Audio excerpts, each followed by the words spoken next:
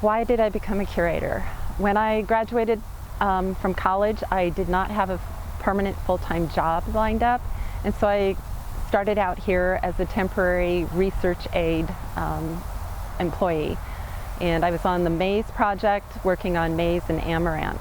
Due to staffing changes, after about 6 months, I became a temporary technician on the vegetable project, and I was also trained in the insect pollinator program, specifically working with the honeybees, because the farm manager who led that operation was retiring.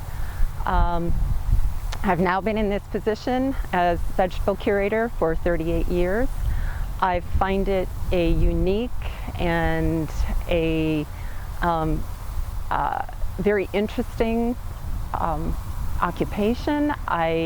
It's something that I have a personal passion for, conservation and environmental conservation, so it fit well with my kind of dream job. I work with 7 different germplasm collections, and each one has a different set of goals, and it's dictated in part by the groups interested, the researchers interested in the material. Basically, for all of the collections, we want to try to capture the diversity within each genus from the centers of origin and from the primary and secondary areas of domestication. We want to try to include as many of the wild crop relatives and landrace and improved lines for each collection. There have been some significant collections made in the last 10 years, specifically with the Daucus collection, which is carrot, in collecting wild crop relatives from Morocco, Tunisia, Spain, Portugal, and Pakistan. And it's these accessions, this germplasm, that is used by researchers in many disciplines. Primarily for the Daucus collection, it has been used in reviewing the taxonomy of the genus and of the actual Apiaceae family. It has also been used in addressing new threats to carrot germplasm, specifically, threats from climate change. So looking for drought and heat resistance to salinity. Acquiring new germplasm for some of the other collections I maintain, specifically the cucurbits, which are cucumbers, melons, and squash, that's more challenging, and it's in part due to the germplasm treaties, but also due to the political climates in the centers of origin. The primary goals for the vegetable germplasm is to regenerate and conserve the genetic diversity of each collection and make it available to breeders and researchers worldwide.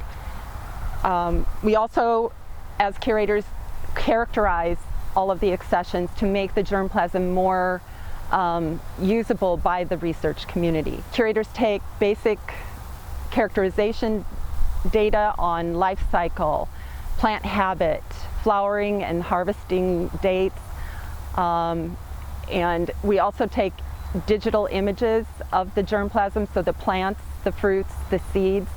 All of this is made available on the national database, the Grain Global database, and it just makes the germplasm more usable by these researchers. We often collaborate with researchers worldwide on doing additional observations and evaluations, mostly for evaluations where the gene banks don't necessarily have the resources to do the work themselves. So a lot of the molecular evaluation has been done by collaborators, as well as large disease screenings and screening for insect resistance and horticultural traits. The USDA National Institute of Food and Agriculture has been sponsoring specialty crop research initiatives. These SCRIs have focused on, for my crops, have focused on carrots and cucurbits. The cucurbits here at our station are cucumbers, melons, and squash. The Carrot Specialty Crop Research Initiative has focused on horticultural traits, disease evaluation, commercially desirable traits, also on biotic and abiotic stress, primarily drought, heat, and salinity tolerance to address climate change. The cucurbit SCRI has focused on primarily disease resistance. In both of these specialty crop research initiatives, the team of researchers that are working on this, they're developing pre-breeding lines or enhanced lines to help to facilitate developing and releasing new germplasm to address a lot of these emerging threats to the crop.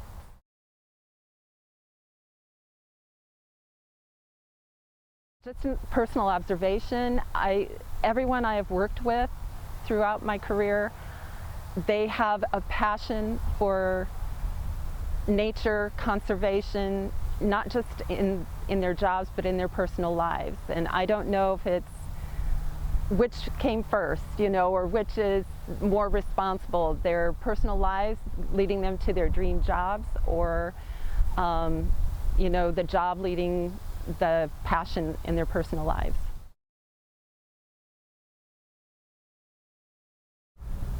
The one collection that is probably underappreciated is the parsnip collection, but it is a very small collection, and it's